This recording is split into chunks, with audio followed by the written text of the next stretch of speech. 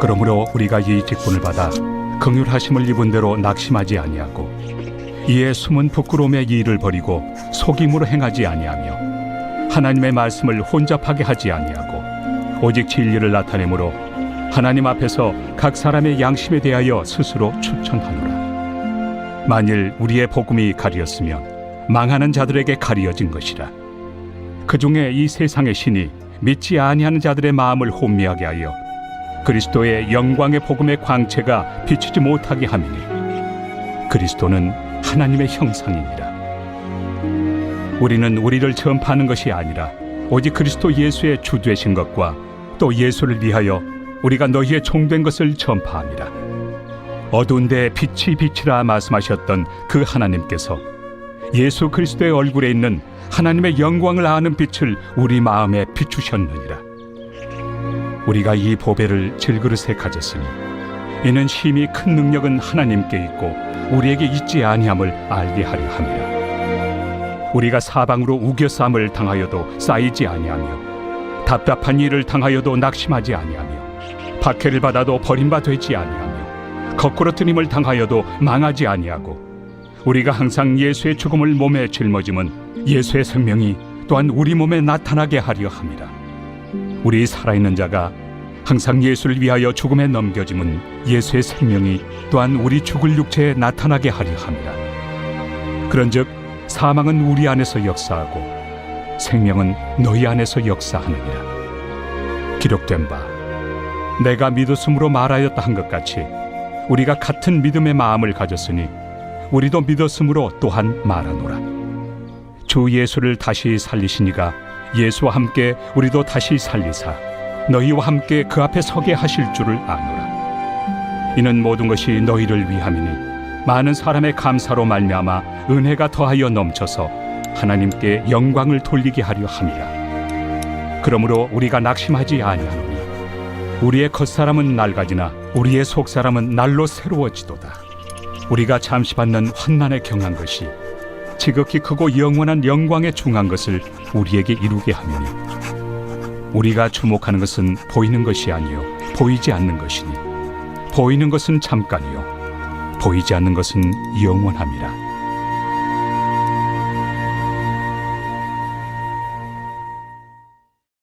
성도 여러분, 안녕하세요. 오늘도 말씀으로 승리하는 저와 여러분 되길 주님의 이름으로 축원드립니다.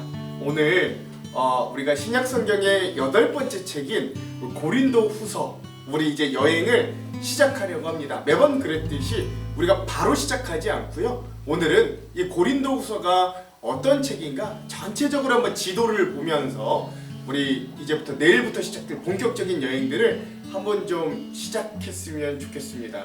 아마도 그래서 올해는 이 고린도 후서까지 여행을 하지 않을까. 이 다 끝날지 안 끝날지 모르겠으나 이러한 또 생각도 드는데요. 그래서 우리 이 연말 고린도후서와 함께 좋은 여행들이 또 떠나갔으면 좋겠습니다. 여러분 앞에서 고린도후서 4장을 듣고 오셨는데요. 고린도후서를 시작하면서 그래도 제가 꼽았던 이 고린도후서 전체적인 아주 중요한 본문들은요 한 3가지 정도로 꼽을 수 있을 것 같아요. 먼저 고린도후서 4장 7절에서 10절, 우리가 이 보배를 질그릇에 가졌으니 이는 심히 큰 능력은 하나님께 있고 우리에게 있지 아니함을 알게 하려 함이라. 우리가 사방으로 우겨쌈을 당하여도 쌓이지 아니하며 답답한 일을 당하여도 낙심하지 아니하며 박해를 받아도 버림받지 아니하며 거꾸로 뜨림을 당하여도 망하지 아니하고 우리가 항상 예수의 죽음을 몸에 짊어짐은 예수의 생명이 또한 우리 몸에 나타나게 하려 함이라. 아멘. 고린도후서 12장 10절, 그러므로 내가 그리스도를 위하여 약한 것들과 능욕과 궁핍과 박해와 곤고를 기뻐하노니 이는 내가 약한 그때에 강함이라.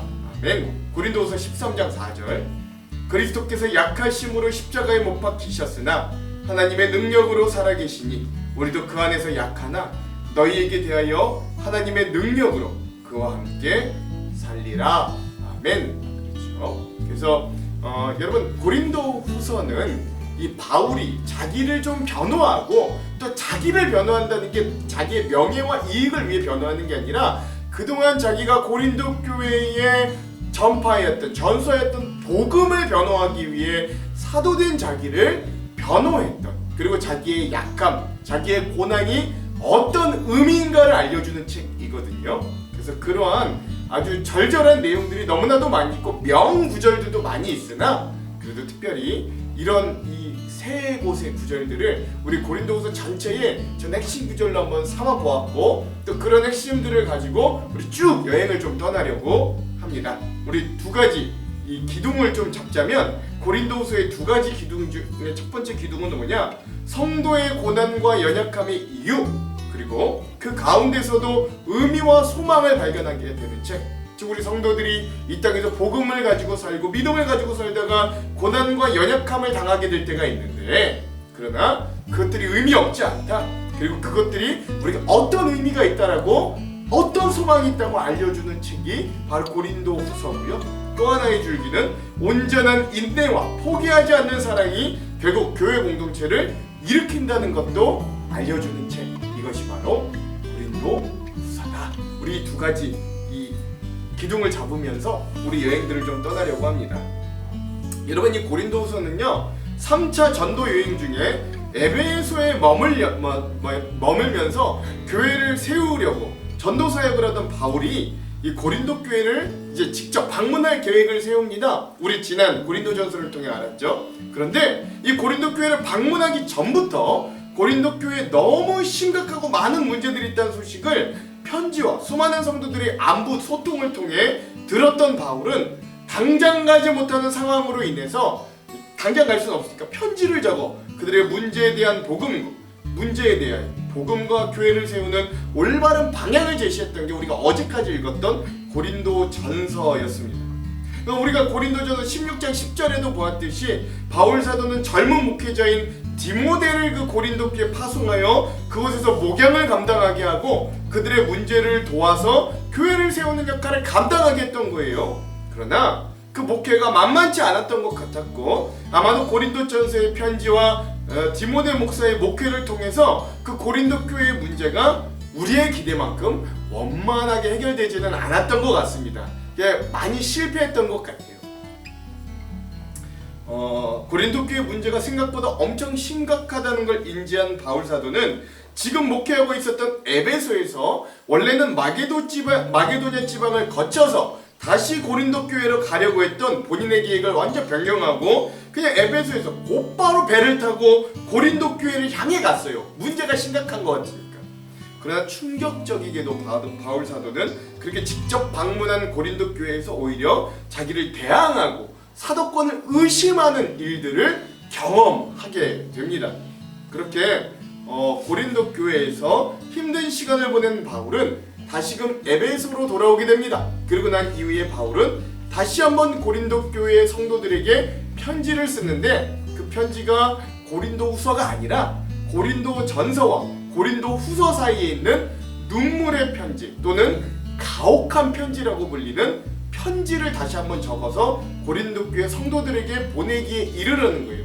이 눈물의 편지 또는 가혹한 편지가 어디에 나오냐면 고린도후서 2장 3절에서 4절에 이렇게 언급됩니다. 내가 이같이 쓴 것은 내가 갈 때에 마땅히 나를 기쁘게 할 자로부터 도리어 근심을 얻을까 염려하며 또 너희 모두에 대한 나의 기쁨이 너희 모두의 기쁨인 줄 확신함이로라. 내가 마음에 큰 눌림과 걱정이 있어 많은 눈물로 너희에게 썼노니 이는 너희로 근심하게 하려 한 것이 아니요 오직 내가 너희를 향하여 넘치는 사랑이 있음을 너희로 알게 하려 함이라.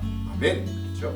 이 내용들을 통해 고린도전서와 고린도후서 사이에 바울이 눈물의 편지 또는 가혹한 편지라는 편지를 이름 붙여진 편지를 고린도 교회에 보냈다는 걸 알 수 있습니다. 이 편지가 눈물의 편지나 가혹한 편지라고 불려지는 이유는 그 목양적인 안타까운 마음이 담긴 말 그대로 많은 눈물을 흘리며 작성했던 편지이기도 하고, 가서도 실패했잖아요. 바울도 또한 자기의 목회적인 권위에 함부로 도전하는 자들에 대해 강한 징계를 직접적으로 드러낸 편지이기도 하기 때문에 그래요. 근데 참고로 안타깝게도 그 눈물의 편지 또는 가혹한 편지라고 하는 편지는 지금은 소실되어서 우리에게 전달되지는 않고 있다고 합니다. 이 눈물의 편지를 이번에는 디도 목사님에게 전달하여 고린도 교회에 이제 전달한 거죠. 바울은 자신의 눈물과 절절한 마음을 담은 그 편지를 고린도 교회 성도들이 어떻게 받아들일까 노심초사하며 그 결과들을 기다렸어요. 그리고 이제 그 결과가 오는데 어땠냐면 고린도후서 7장 5절에서 7절, 우리가 마게도냐에 이르렀을 때에도 우리 육체가 편하지 못하였고 사방으로 환난을 당하여 밖으로는 다툼이요 안으로는 두려움이었노라. 그러나 낙심한 자들을 위로하시는 하나님이 디도가 옴으로 우리를 위로하였으니 그가 온 것뿐 아니요 오직 그가 너희에게 받은 그 위로로 위로하고 너희의 사모함과 애통함과 나를 위하여 열심히 있는 것을 우리에게 보고함으로 나를 더욱 기쁘게 하였느니라. 아멘. 즉 이렇게 돌아온 이제 에베소 교회 눈물의 편지를 들고 갔던 디도가 그곳의 사람들이 그 눈물의 편지를 전달해주고, 그래서 그 눈물의 편지를 받은 고린도 교회 성도들이 이번엔 진짜 회개하고 애통해하고 변화됐던 것 같습니다. 대다수의 인원들이 회심하고 이제는 교회를 온전히 세우려고 변화를 입었던 것 같아요. 바울이 그렇게 돌아온 디도를 통해 그런 소식을 듣게 되는 거죠. 그건 그 눈물의 편지를 통해 고린도 교회 대부분의 성도들이 근심하며 돌이켜 뉘우치고 회개했다는 소식입니다.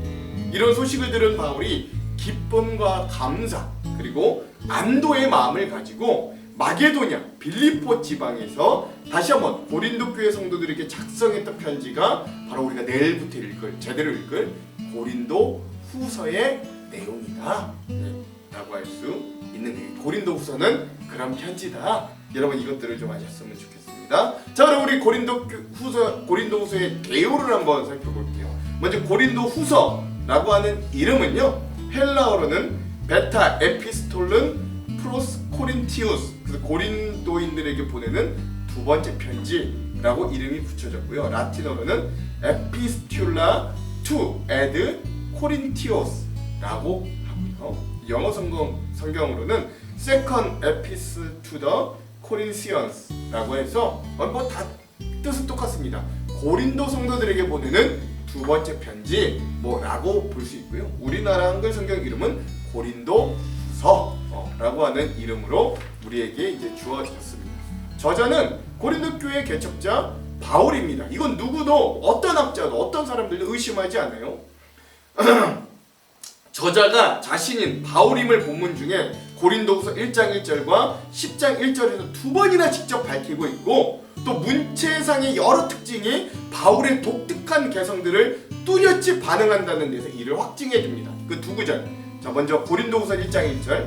하나님의 뜻으로 말미암아 그리스도 예수의 사도된 바울과 형제 디모데는 고린도에 있는 하나님의 교회와 온 아가야에 있는 모든 성도에게 라고 되어 있고, 또 10장 1절. 너희를 대면하는 유순하고 떠나 있으면 너희에게 대하여 담대한 나 바울은 이제 그리스도의 온유와 관용으로 친히 너희를 권하고 라고 되어 있습니다. 이런 구절들을 통해 바울 자신이 직접 이 편지를 쓰고 있다는 걸 알 수 있는 거죠. 자, 세 번째. 그러면 이 고린도후서는 언제 쓰여졌는가? 기록 연대는요, 고린도후서의 저자 시대는 주후 55년에서 56년경, 즉 고린도 전서를 보내고 난 이후에 한 6개월 뒤에 쓰여졌다고 보여집니다. 고린도 전서와 일직선적으로 내용이 이어지는 이 고린도 후서는 고린도 전서가 기록된 후에 6개월여가 경과된 주후 55년 말이나 56년 초에 마게도냐의 빌립보에서 기록된 것으로 보통 많은 학자들이 추정합니다. 중요한 건 이제 고린도전서가 쓰여지고 한 6개월 정도, 그리고 그 사이에 뭐 눈물의 편지나 가혹한 편지라고 이름 붙여진 그 편지도 쓰여졌다는 것도 여러분 아시면 됩니다. 자, 그럼 제일 중요하죠. 우리 고린도후서의 가장 이제 중요한 핵심 주제 세 가지를 함께 좀 나눠볼게요. 먼저 첫 번째, 자, 고린도후서에서 우리는 그리스도인 성도의 고난을 어떻게 해석해야 되는가, 이것들을 좀 살펴볼 수 있어야 됩니다. 고린도후서의 가장 중요한 이슈 중에 하나는 바로 바울의 사도적인 자격과 권위에 대한 스스로의 변호입니다. 고린도후서 전체에서는 바울을 대적하는 어떤 소극적인 무리와 또 바울을 대적하는 적극적인 무리들이 등장합니다.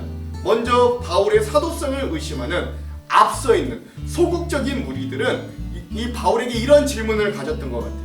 사도 바울이 정말 하나님께서 보내고 세우신 성도라면 그는 왜 이렇게 고난과 어려움 가운데 처하기만 하는 것인가? 외적으로도 그렇고 세상 보기에도 하나님의 축복을 잘 받지 못하는 그 바울이 정말 사도라고 하는 게 맞는가? 라는 의심이 이들에게 있었다고 하는 거예요. 그러나 사도 바울은 그런 의심에 그가 받았던 고난과 약함의 의미들이 어떤 의미들인가를 고린도 성도들에게 이렇게 설명해 줍니다. 고린도 후서 1장 8절에서 9절. 형제들아, 우리가 아시아에서 당한 환난을 너희가 모르기를 원하지 아니하노니 힘에 겹도록 심한 고난을 당하여 살 소망까지 끊어지고 우리는 우리 자신이 사형 선고를 받은 줄 알았으니 이는 우리로 자기를 의지하지 말고 오직 죽은 자를 다시 살리시는 하나님만 의지하게 하심이라. 아멘. 그렇죠? 즉 바울과 이 선교팀이 고난을 받았던 이유는 자신이 가짜 사도여서 하나님이 징계를 하신 게 아니라 복음으로 애써 수고하는 중에도 그 고난들을 통해 하나님만을 더욱 의지하게 하시려는 하나님의 놀라운 섭리와 뜻이 거기 있었다는 걸 알려주는 거예요. 또한 바울은 이렇게도 말합니다. 고린도후서 4장 7절에서 10절. 우리가 이 보배를 질그릇에 가졌으니 이는 심히 큰 능력은 하나님께 있고 우리에게 있지 아니함을 알게 하려 함이라. 우리가 사방으로 우겨쌈을 당하여도 쌓이지 아니하며 답답한 일을 당하여도 낙심하지 아니하며 박해를 받아도 버림받지 아니하며 거꾸로 트림을 당하여도 망하지 아니하고 우리가 항상 예수의 죽음을 몸에 짊어짐은 예수의 생명이 또한 우리 몸에 나타나게 하려 함이라. 아멘. 그렇죠? 사도 바울과 그의 선교팀이 함께 당했던 이 고난, 이 말씀에 보면 뭐 우겨쌈, 답답한 일, 박해, 거꾸로 트림, 이런 이유는 바로 질그릇 자체이신 바울 자신을 드러내기 위한 의도가 아니라 바울이라고 하는 이 연약한 질그릇 안에 담긴 보화와 같은 그리스도 예수님만을 드러내기 위한 하나님의 뜻이었다라는 걸 알려주는 거죠. 나타내죠. 그러므로 그리스도인의 고난은 자신은 죽고 예수님만 드러내는 놀라운 통로가 됨을 우리는 이 고린도후서를 통해 알 수 있는 것입니다. 오늘 우리도 신앙생활하면서 우리의 기준을 세상적인 성공에 두는 시선들이 생각보다 강합니다. 많은 현대 그리스도인들이 교회에 와서 은혜를 누릴 때 보통 그들이 믿음을 가지고 살면서 하나님께 복을 받고 또한 교회 구성원들이 잘 나가는 사람들로 채워질 때 보통 그런 광경을 보고 소망을 품고 은혜를 누리기도 합니다. 꼭 나쁜 건 아니에요. 그런 역사들도 있지요. 그러나 때론 그들의 삶에 어려움과 고난이 찾아올 때 그때가 비로소 하나님을 진정 만나고 부딪혀 찾을 때임에도 불구하고 그런 모습들과 상황을 보며 은혜가 없다 여기며 믿음을 떠나기도 하는 안타까운 모습들도 발견합니다. 그러나 바울은 분명히 이야기하는 거예요. 교회와 성도는 세상의 기준대로 평가받는 사람들이 아니라는 이 사실과 하나님은 고난마저도 사용하셔서 성도와 교회 자체가 아니라 그들이 담고 있는, 그 속에 담고 있는 예수 그리스도가 드러나게 한다는 사실입니다. 그러므로 고린도후서는 우리들에게 성도가 당하는 고난에 대해 철저하게 다시금 바라보게 하는 시선을 가지게 하고, 그래서 나는 죽고 예수만 드러나는 놀라운 삶으로 우리를 인도해주는 책이기도 한 거예요. 극심한 역경과 핍박 속에서도 바울과 그 선교팀의 헌신과 그들이 흘린 땀과 피는 그것을 이어받은 모든 다음 세대 우리 그리스도인들에게 주시는 믿음의 소망을 어떠한 자세와 각오로 실천해줘야 되는지 잘 나타내주는 거죠. 이렇게 그리스도인들은 자신의 소명과 예수님을 따라가며 예수님을 드러내는 자들로서의 정확한 정체성을 가지고 매 순간 삶의 현장에서 예수님을 온전히 드러내는, 그 심지어 고난 중이라도 그런 삶을 살 수 있어야 됩니다. 그런 도전을 받는 거죠. 이게 바로 고린도후서가 우리에게 주는 첫 번째 중요한 주제다라고 할 수 있습니다. 자, 두 번째, 그리스도인 성도의 약함을 그럼 또한 어떻게 해석해야 되는가? 이것도 이 고린도후서의 두 번째 중요한 주제입니다. 고난을 어떻게 해석해야 되냐고 하냐면 이제 두 번째는 약함을 어떻게 해석해야 됩니까? 두 번째, 바울의 사도권을 의심하며 바울을 음해했던 사람들은 뒷부분이, 마지막 부분이 고린도후서 10장과 13장에 등장하는 일부 거짓 교사들이었습니다. 이들은 실제로 교회에서 바울에 직접적으로 대항하며 캠페인까지 벌이기까지 하는 아주 적극적인 적대자들이었거든요. 고린도후서 10장 10절에 보면 이들이 어떻게 바울을 비난했는지 알 수 있어요. 그들의 말이 그의 편지들은 무게가 있고 힘이 있으나 그가 몸으로 대할 때는 약하고 그 말도 시원하지 않다 하니. 아멘. 그렇죠. 사도 바울을 향한 고린도 교회 내의 거짓 교사들이라고 자처하는 사람들의 평가는, 바울에 대한 평가는, 바울이 편지는 그럴듯하게 써서 볼만하나 그의 설교와 말재주는 형편이 없다, 힘이 없다라는 거예요. 이런 그들의 평가에 바울은 그대로 자신의 약함을 수긍하며 응수해 줍니다. 고린도후서 11장 6절, 내가 비록 말에는 부족하나 지식에는 그렇지 아니하니 이것을 우리가 모든 사람 가운데서 모든 일로 너희에게 나타내었노라. 아멘. 그렇습니다.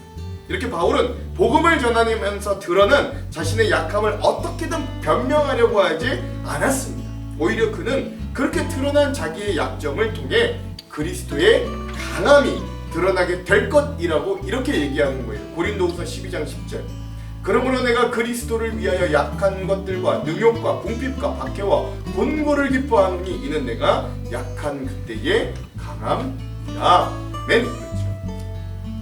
사실 고린도후서 전체에서 바울은 자신을 변호하는데 많은 부분을 할애하고 있는 것도 사실입니다. 그런데 이런 바울의 애타는 마음이 가득 담긴 고린도후서에 대해 이스턴 성서 사전에서는 다음과 같이 이렇게 기술되는 거예요. 이 서신은 다른 어떤 서신보다도 사도의 개성을 잘 드러내고 있다. 인간의 연약함, 영적 강건함, 부드러운 애정, 상처받은 마음, 엄격함, 힐난함, 자기 변호의 열중함, 겸손, 정당한 자아 존중, 약한 자와 상처받은 자에 대한 열정, 그리스도의 교회와 그 교인의 영적 성숙에 대한 열정이 그가 간과하는 중에 다 드러나 있다. 이렇게 말하는 거죠. 그러니까 이런 바울의 변호는 자기 자신의 명예와 이득을 위함이 아니었다는 거죠. 그는 오직 자신이 전하고 애쓰는 복음이 자기를 향한 힐난과 비난으로 인해 변질되거나 가치가 낮게 평가될 것을 염려하여 복음과 예수 그리스도를 적극적으로 변호하는 게, 그러다 보니까 자기가 전한 자기를 변호하는 것처럼 보여지게 되는 것입니다. 그리고 그 중심에는 우리의 약함마저도 강함으로 사용하시고 오히려 우리의 약함 가운데 드러나시는 예수 그리스도의 능력과 은혜에 더욱 집중하기 위해서다라고 했던 거예요. 이에 대해 바울은 마지막까지 이렇게 고백해요. 고린도후서 13장 4절, 그리스도께서 약하심으로 십자가에 못 박히셨으나 하나님의 능력으로 살아계시니 우리도 그 안에서 약하나 너희에게 대하여 하나님의 능력으로 그와 함께 살리라. 아멘. 즉 그리스도인들은 심지어 자기의 약점과 연약함마저도 예수 그리스도를 나타내는 놀라운 강점이 될 수 있는 사람들로 고백됩니다.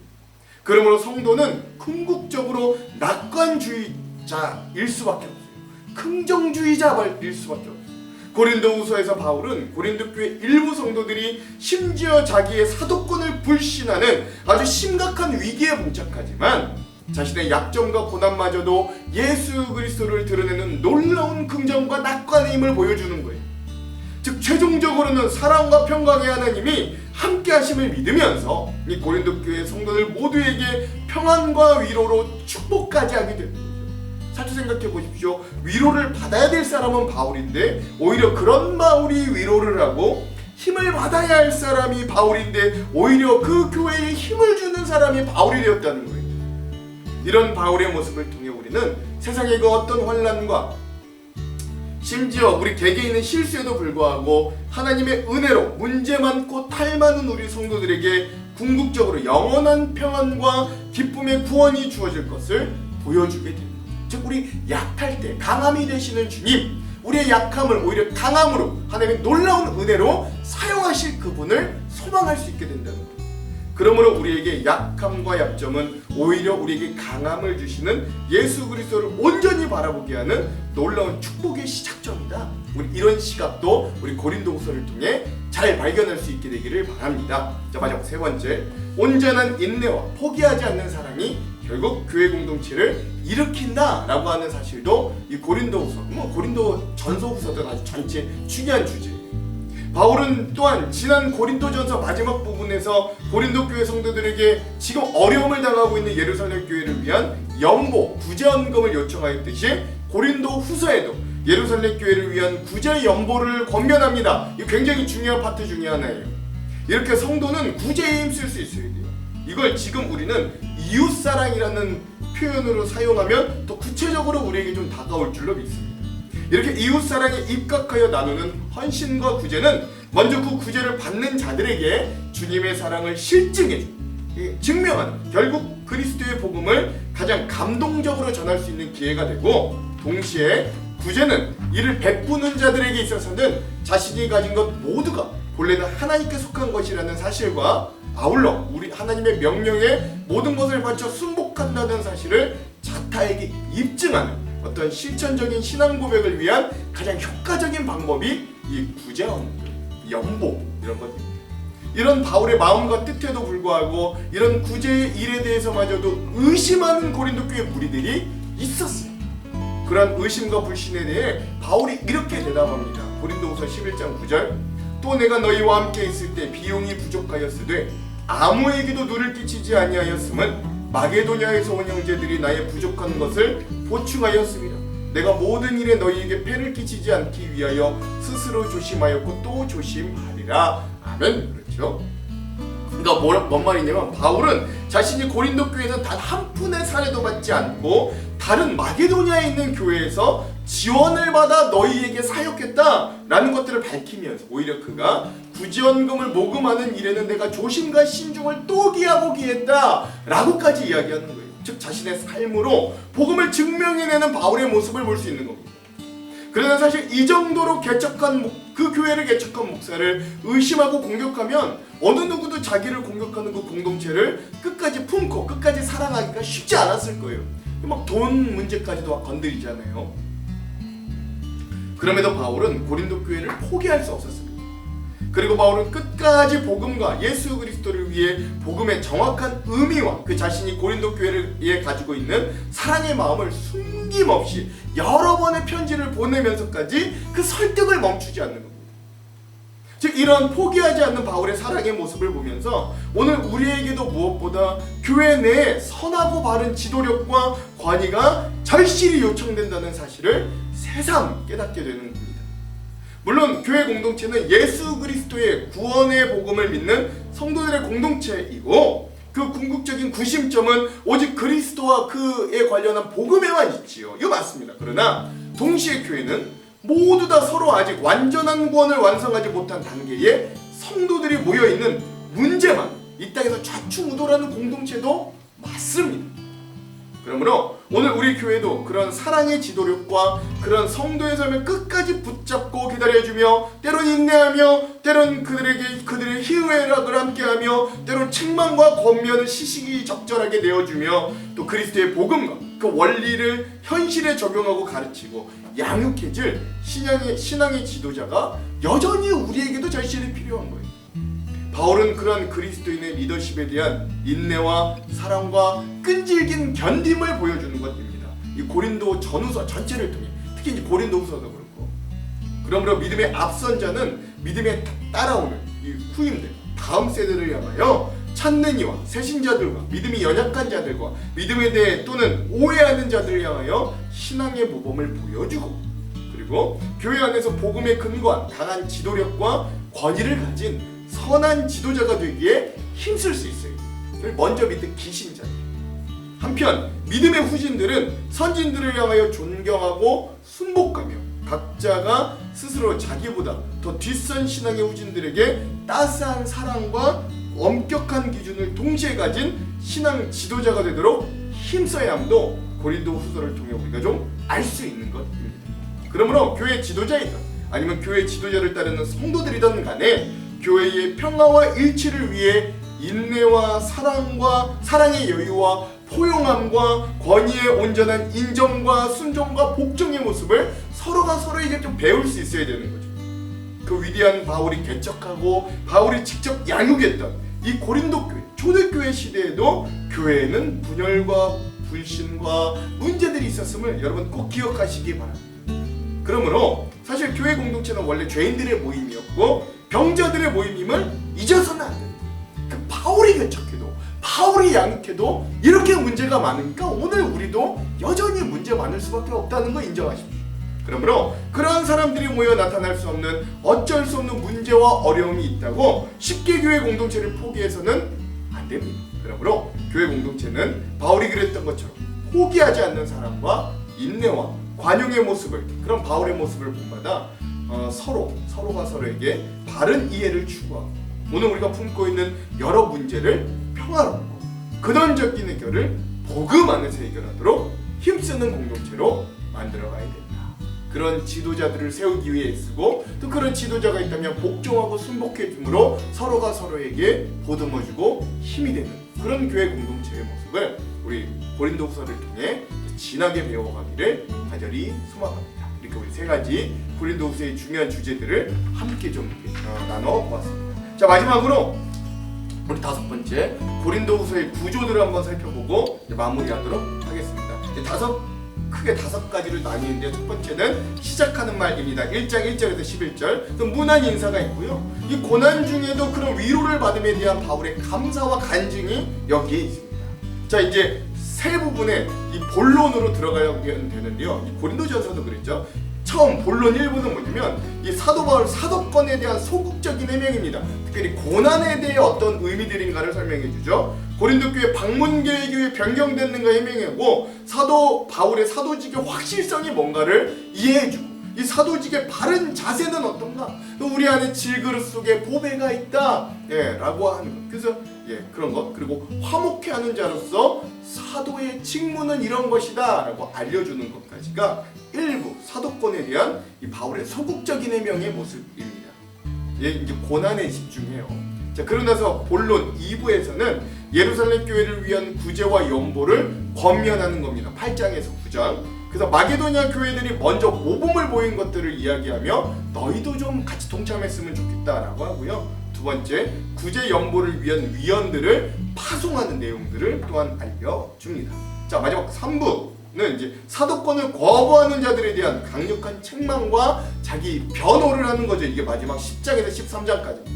그래서 사도권에 근거한 권직, 특별히 이 사도 바울을 무조건적으로 쫓아내려고 하는 거짓 교사들에 대한 권징을 이야기하고요. 사도권을 입증하는 구체적인 증거들, 특별히 자기의 약함이 강함이 되게 하시는 놀라운 신비에 대해 이야기하고 또 사도권의 주장에 대한 최종 변론도 한다라는 걸 좀 알 필요가 있죠. 그리고 나서 다섯 번째 이제 결말이고요. 세 번째 고린도 교회 방문 계획 예고와 결론을 이야기하고 마지막 끝맺는 말과 문안 인사로 마무리하는 이 바울의 모습을 보면서 이 고린도후서가 마무리된다는 것 아시면 되겠습니다.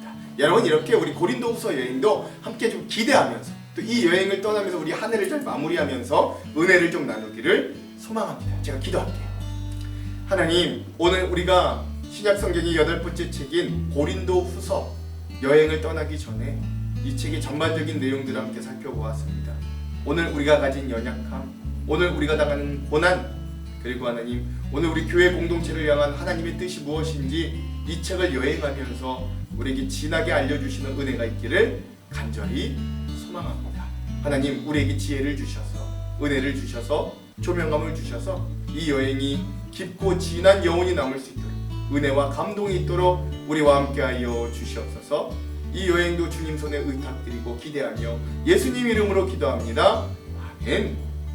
오늘은 이 영상 이후에 어노인팅 워십의 약할 때 강함 대신에 함께 찬양 듣고 영상을 마무리하도록 하겠습니다. 그럼 사랑하는 성도 여러분, 오늘 하루도 말씀으로 승리하십시오. 사랑하고 축복합니다.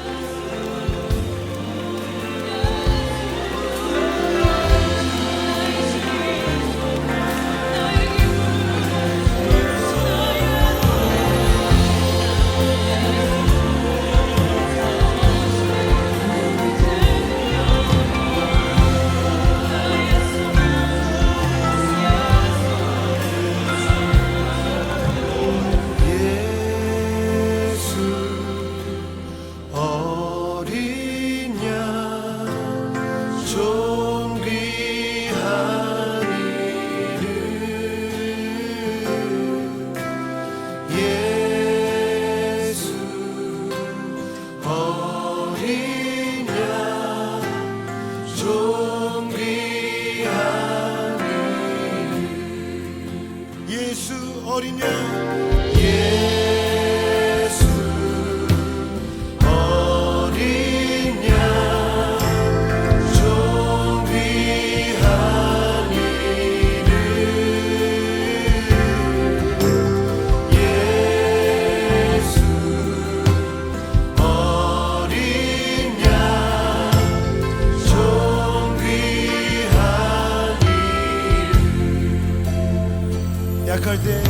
되시네 약할 때 강함 되시네 나의 보배가 되신 주 나의 모든 것